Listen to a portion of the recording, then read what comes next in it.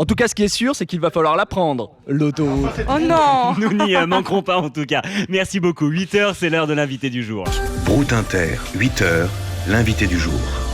Et je reçois ce matin à nouveau Yohann Cuny, député LREM de l'Eure. Yohann Cuny, bonjour. Bonjour. Vous venez ce matin nous parler de la suppression de l'ENA en 2022. Les énarques sont jugés déconnectés, suffisants, arrogants, Confiant. tatillons.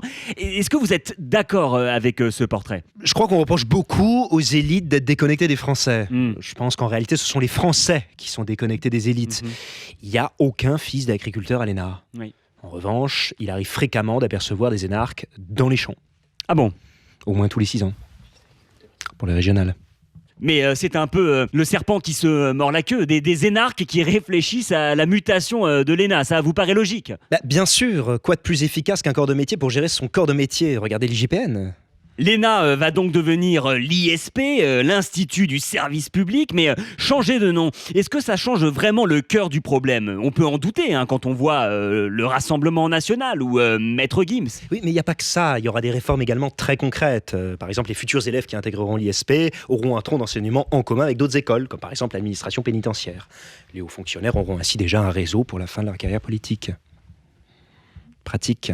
Tout de suite, nous avons une question d'un auditeur en ligne.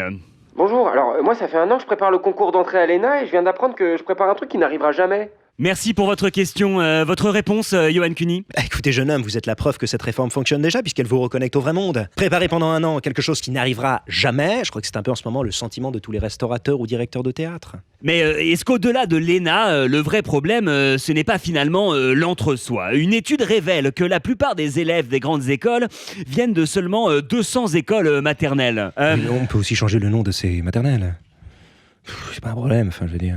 Mais l'ENA a pourtant mauvaise presse quand on... L'ENA, arrêtons de fixer sur l'ENA. Je vous rappelle quand même que nous, à La République En Marche, avons été les premiers à ouvrir les postes de responsabilité à des Français issus de la société civile. Comme quoi, il n'y a pas besoin de faire l'ENA pour être incompétent. Très bien.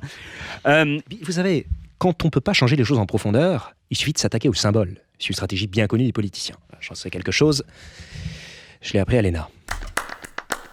Brut,